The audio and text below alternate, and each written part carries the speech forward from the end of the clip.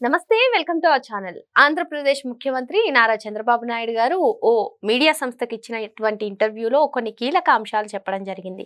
మరి జగన్పై భారతిపై చర్యలు ఎప్పుడు ఉంటాయి అనగా ఆయన డిఫరెంట్గా ఆన్సర్ చెప్పడం జరిగింది. మరి మొత్తానికి త్వరలోనే అందరిపైన గత ప్రభుత్వంలో ఎవరైతే అక్రమాలు, దౌర్జన్యాలు, అరాచకాలకు పాల్పడ్డారో వాళ్ళందరిపైన చర్యలు ఉంటాయి అన్నట్టుగా బాబు గారు చేసినటువంటి కామెంట్స్ని ఏ విధంగా చూడాలి తెలుసుకునే ప్రయత్నం చేద్దాం. దీన్ని విశ్లేషించడానికి మనతో పాటుగా ఉన్నారు సోషల్ యాక్టివిస్ట్ శ్రీలీల గారు. నమస్తే మేడం. నమస్తే అమ్మా. చంద్రబాబు నాయుడు గారు కొన్ని కీలక కామెంట్స్ జగన్మోహన్ రెడ్డి పైన కానివ్వండి, గత ప్రభుత్వ హయాంలో ఎవరైతే అక్రమాలకు పాల్పడ్డారో వారిని ఉద్దేశించి చేసినటువంటి కామెంట్స్ ప్రస్తుతం చర్చనీయాంశంగా మారాయి. మరి ఆయన చెప్పినటువంటి ప్రధాన అంశం ఏంటి అంటే వీళ్ళందరూ కూడా రాజకీయ ముసుగులో నేరస్తులుగా ఉన్నారు. సో ఫస్ట్ ఆ రాజకీయ ముసుగును తొలగించాలి అంటూ బాబు గారు చేసినటువంటి కామెంట్స్ని ఏ విధంగా చూడాలంటారు? అంటే ఇక్కడ జగన్మోహన్ రెడ్డి అసలు ఇతను రాజకీయాల్లోకి కేవలం అధికారాన్ని అడ్డం పెట్టుకొని రాష్ట్రాన్ని అడ్డగోలుగా ఎలా దోచేశాడు. లిటరల్లీ అదే జరిగింది. అధికార మదంతో అంధకారంలోకి నెట్టేశాడు ప్రజల్ని. ఎంత దుర్మార్గం, ఎంత నీచం! ఏ రాజకీయ నాయకుల చరిత్రలో లేనంత చరిత్రహీనుడిగా మారిపోయాడు జగన్మోహన్ రెడ్డి. అంతే, చరిత్రహీనుడే అని చెప్పుకోవాలి. ఎందుకంటే కొన్ని మాటలు మాట్లాడేటప్పుడు మనకు మనమే కంట్రోల్ తప్పిపోతాం వీళ్ళ గురించి మాట్లాడితే అనే స్థాయిలో వాళ్ళ పనులు ఉన్నాయి. ఎంతో కంట్రోల్ చేసుకొని ఇంకా ఇంకా ఇంకా కంట్రోల్ అనుకుంటా మాట్లాడవలసి వస్తుంది జగన్మోహన్ రెడ్డి అండి జే బ్యాచ్ గురించి మాట్లాడాలంటే. ఎందుకంటే ఈ రోజున వాళ్ళు ఏదైనా ఒక మీడియా ముందుకు వచ్చినా లేకపోతే డిబేట్లకు వచ్చినా కూడా వాళ్ళు మాట్లాడే మాటలు అంటే ఏదో చేసాం మేము రాష్ట్రంలో అని చెప్పేసి చెప్పబోతున్నారు. ఏం చేశారు? ఈ రోజున బాబు గారు చెప్పినట్లుగా ఏదైతే మనం చూస్తూ ఉన్నామో 5 సంవత్సరాలు మరి వాళ్ళ తండ్రి చనిపోయినప్పుడు జగన్మోహన్ రెడ్డి తండ్రి మరి ఆ శవాన్ని అక్కడ పెట్టుకొని సంతకాల సేకరణ చేసి మరి ఆ రోజున సోనియా గాంధీ గారు అడ్డుపడకపోతే ఖచ్చితంగా ఆయన అప్పుడే సీఎం హోదాలో కూర్చోవాలని చెప్పి చూశాడు. మరి అందుకనే వాళ్ళతో విభేదించి వేరే వాళ్ళు పెట్టుకున్న పార్టీని వైఎస్ఆర్సీపీ పార్టీని లాగేసుకొని ఇతను తీసుకొని అతన్ని పార్టీలోంచి సస్పెండ్ చేసేంత స్థాయికి ఎదిగి మరి వీళ్ళు ఏ విధంగా అసలు రాజకీయ ముసుగుని కప్పుకొని ఏ విధమైన కుట్రలు, కుతంత్రాలు, దోపిడీ, దొంగతనాలు అంటే ఇంకా దేనికి మేము కాదు అనర్హం మా దోపిడీకి అన్నట్లుగా సాగింది 2019 నుంచి 24 వరకు మనం చూసాం. ఇంత అరాచకంగా ఉండిద్దా అంటే నాయకుడు ఇలాంటి వాడు ఉంటే ఎలా ఉండిద్ది రాష్ట్రం అనేది అందరికి అర్థమైపోయింది. ప్రతి ఒక్కరికి చిన్న పిల్లల దగ్గర నుంచి గంజాయి బ్యాచ్ని పలకరించడానికి వెళ్ళాడు. అసలు ఏంటి ఆ గంజాయి బ్యాచ్ గురించి? ఈవెన్ దానిపైన కూడా బాబు గారు స్పందించారు కదా మేడం. అసలు వాళ్ళ ఉద్దేశం ఏంటి? గంజాయి బ్యాచ్ ని, రౌడీ షీటర్ని కలవడం ఏం చెప్పాలనుకుంటున్నారు అసలు? ఇప్పుడు గుంటూరుకు చెందిన ఒక మహిళ ఏకలవ్య నిరసన అని చెప్పేసి ఢిల్లీకి వెళ్ళి ఆవిడ బొటన వేలుని కట్ చేసుకుంది కేవలం ఈ గంజాయి మీద పోరాటం కోసం. ఎంత అసలు ఎలా ఉంది ఆ సన్నివేశం చూడటానికి? ఒక మహిళ ఎందుకంటే కంట్రోల్ చేయలేకపోయారు. 2019 నుంచి 24 మధ్య మనం చూసాం పోర్ట్లో 100 టన్నులు పట్టుబడింది. మొన్న చూస్తే అంతకంటే నీచం ఏంటంటే మంగ్లీ ఆవిడ జన్మదిన వేడుకల్లో మరి ఆవిడ ఏదో పార్టీ చేసుకుంది ఓకే అనుకుంటే అది పార్టీ కాదు, ఈ విధంగా మత్తు పదార్థాలు అక్కడంతా కూడా తీసుకున్నట్లుగా గాంజా పాజిటివ్ వచ్చింది. వాళ్ళందరూ కొంతమంది బ్లడ్లో రిపోర్ట్లు తీసుకుంటే వాళ్ళ టెస్ట్లు. మరి ఆవిడ గతంలో చేసిన పోస్ట్ ఏంటి? ఇచ్చింది ఎవరు అంటే మనం ఎంతో పవిత్రంగా చూసుకుని తిరుమల తిరుపతి దేవస్థానంలో ఆవిడకి పోస్ట్ ఇచ్చాడు జగన్మోహన్ రెడ్డి. కానీ వీళ్ళు వ్యవస్థలో మనం ఒక సమాజంలో ఉన్నప్పుడు సమాజానికి మనం ఏం అందిస్తున్నాం? మన నుంచి మెసేజ్ వెళ్ళాలి అంటే నా పర్సనల్ విషయం నేను ఇలానే ఉంటానంటే మరి అప్పుడు పర్సనల్గానే ఉండాలి, పబ్లిక్లోకి రాకూడదు. పబ్లిక్లోకి వచ్చిన తర్వాత ప్రజల పట్ల మనం ఏం చేస్తున్నాం, మనం ఎలా ఉన్నాం ఆ గౌరవాన్ని ఇచ్చి పుచ్చుకోవాలి. సొసైటీ పట్ల మనకి ఒక ఇది వస్తుంది, మనం కూడా దాంట్లో ఒక భాగం అవుతాం కాబట్టి ఖచ్చితంగా రెస్పాన్సిబిలిటీ అనేది తీసుకోవాలి. అది మర్చిపోయి బర్త్డే పార్టీల్లో గంజాయి ఇదంతా కూడా ఈ విధంగా విచ్చలవిడిగా వీళ్ళు తాగుతూ ఎంజాయ్ చేస్తూ ఉంటే మరి ఏ విధంగా చూడాలి దాన్ని? అంటే జగన్మోహన్ రెడ్డి దగ్గర ఉన్న వాళ్ళంతా ఎలా ఉన్నారు అనేది, అతనితో పాటు నడిచే వాళ్ళు కూడా అంటే తిట్టంతా ఒక పక్కకు చేరినట్లుగా వీళ్ళంతా అదే జాతికి చెందిన వాళ్ళంతా ఒక చోటకు వస్తారనేది. మరి ఈ రోజున మరి అదే వాళ్ళ మీడియాని అడ్డం పెట్టుకుని సాక్షి ఎంత దుర్మార్గమైన చర్యలు చేస్తున్నారు, ఎంత నీచాతి నీచంగా మాట్లాడుతున్నారు. ఆడవాళ్ల పట్ల అసభ్య పదజాలం. ఇప్పుడు ఆ దుర్మార్గుడిని అరెస్ట్ చేశారు. మరి ఏం చేయాలి? అరెస్ట్ చేస్తే కాదు కదా, ఏదో ఇంకా ఏదో కళ్ళబుల్లి కబుర్లు చెప్పడానికే ప్రయత్నిస్తున్నారు తప్పించి, అంటే అమరావతి దేవతల రాజధాని అంటే అతను ఓర్చుకోలేకపోయాడు, తట్టుకోలేకపోయాడు. అసలు వాళ్ళకి రాజధాని అంటేనే ఇష్టం లేదు. అంటే వీళ్ళందరినీ ఏ విధంగా చూడాలి మనం? ఏం కోరుకుంటున్నారు వాళ్ళు రాష్ట్రం నుంచి అంటే, రాష్ట్రం బాగుపడటం ఇష్టం లేదని చెప్పేసి క్లియర్గా అర్థమవుతుంది. మరి జగన్మోహన్ రెడ్డి గారు పదే పదే శాంతి భద్రతలను కాపాడే పోలీసులను ఏ విధంగా మాట్లాడుతున్నాడు? ఈ రోజున 7 సముద్రాల అవతల నగడు లాక్కొచ్చి ఇక్కడ నేను వాళ్ళకి మంచి ట్రీట్మెంట్ ఇస్తాను 2.0 జగన్మోహన్ రెడ్డి అన్నాడు.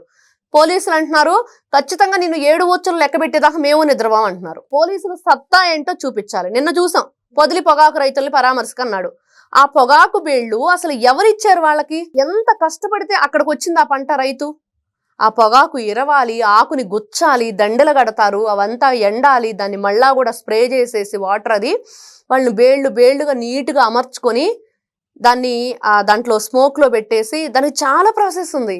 అది తెలుసా జగన్మోహన్ రెడ్డి? కనీసం పొగాకు ఎలా పండిద్దో తెలుసా? ఎలా పండిస్తారో తెలుసా?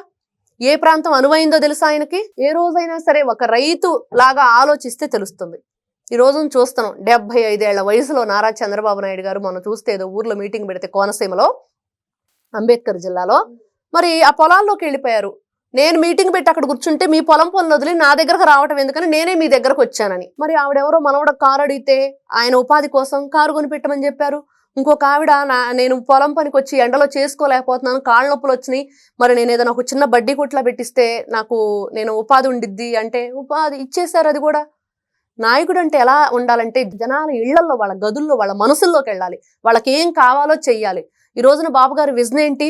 2040. ఇక్కడ టీడీపీనా, జనసేననా, బీజేపీనా, వైఎస్ఆర్సీపీనా కాదు, ప్రజలకు మంచి చేయాలి, సంక్షేమమే కాదు వాళ్ళ క్షేమం కూడా కోరుకోవాలి నాయకుడు అంటే. అట్లాంటి నాయకుడు కావాలి, అభివృద్ధి కావాలి, వాళ్ళకి ఏం కావాలి ఈ రోజున ప్రజలకి అది కదా. కానీ జగన్మోహన్ రెడ్డికి ఆయనకేం కావాలి అదే ముఖ్యం. ఇంకా ఎవరు ఏమైపోయినా పర్వాలేదు. సొంత చెల్లెల్ని, ఇంటి ఆడపిల్లైన ఆ విమలారెడ్డి అనే ఆవిడ, మరి ఆవిడ కూడా ఒక లేడీనే కదా, ఏమాత్రం సోయ లేకుండా జగన్మోహన్ రెడ్డి ఇచ్చిన స్క్రిప్ట్ పట్టుకొని ఈ రోజున పార్టీ వాళ్ళని అంటున్నాం, కుటుంబ సభ్యులకు కూడా కొంచెం కూడా బుర్ర లేకుండా ఎలా ప్రవర్తించారనేది మనకు అది చెప్తుంది. షర్మిలారెడ్డిని అదే విధంగా సునీతారెడ్డిని ఏ విధంగా ఆవిడ తిట్టింది? మీరు అసలు వైఎస్ఆర్ ఇంటికి పుట్టారా అని మాట్లాడింది. ఎంత నీచం!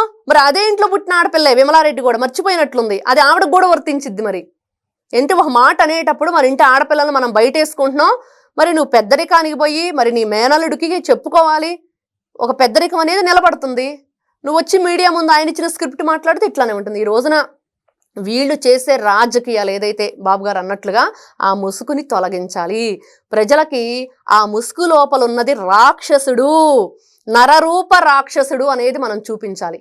అది చూపిస్తే ఖచ్చితంగా ఈ రోజునకు ఆల్రెడీ చాలా వరకు తెలుసుకున్నారు కాబట్టి, వాళ్ళకి నిజం కూడా పూర్తిగా అర్థమైంది కాబట్టి వాళ్ళ 11కు పరిమితం చేసి పక్కన కూర్చోబెట్టిన వీళ్ళ నీచమైన రాజకీయ కుట్రలు మనం చూస్తూ ఉన్నాం. ఏ విధంగా ప్రతి ఒక్క దాంట్లో కులాలను తీసుకురావటం, మతాలను తీసుకురావటం, అదేవిధంగా ఎలా అంటే అలాగా అక్కడ లేని దాన్ని సృష్టించాలనేదే వాళ్ళ కుట్ర అనేది ఈ రోజున మనకు తెలుస్తుంది. ఖచ్చితంగా ప్రతి క్షణం కూడా వాళ్ళని ఒక కంట కనిపెట్టి ఎక్కడా కూడా వాళ్ళ యొక్క ఏదైతే ఈ రాక్షస క్రీడ జరుగుతుందో దాన్ని తిప్పి కొట్టటమే పని. ఇదైతే ప్రతి ఒక్కరికి, ఇది ఒక ఆంధ్ర రాష్ట్ర పౌరులుగా ప్రతి ఒక్కరి బాధ్యత. ఎందుకంటే రాష్ట్ర భవిష్యత్తు కోసం మనం చూసుకుంటున్నాం.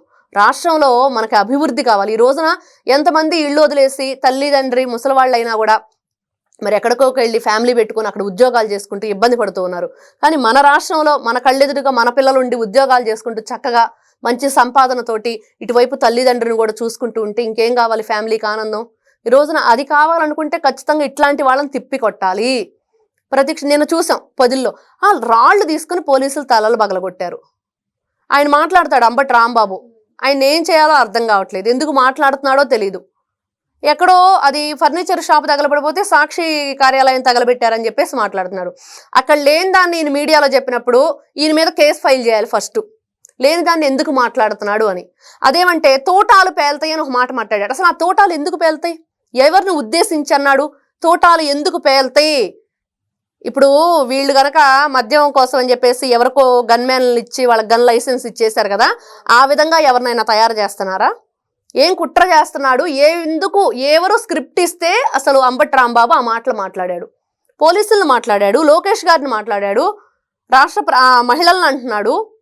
అంటే వీళ్ళకి ఎందుకు ఇంత అహంకారం, ఇంత కొవ్వంతా కరిగించాలి, కొవ్వు అంత పనికిరాదు. మహిళల పట్ల అనుచిత వ్యాఖ్యలు చేసే వాళ్ళు ఎవ్వరూ కూడా పోలీసుల గురించి కానీ ఫస్ట్ పోలీసులు ఇక్కడ చర్యలు తీసుకోవాలి. జగన్మోహన్ రెడ్డి మీద కేసు పెట్టాలి, గతంలో మాట్లాడిన మాటలకి. అంబటి రాంబాబు మీద పెట్టాలి. ఈ రోజున వాళ్ళు అంటున్నారు కదా ఛానల్స్లో ఉన్న వాళ్ళందరి మీద కేసులు పెట్టాలని. గతంలో అలా పెట్టి ఈ రోజు కూడా మీరు ఇంకా అదే తప్పు చేస్తామంటున్నారు.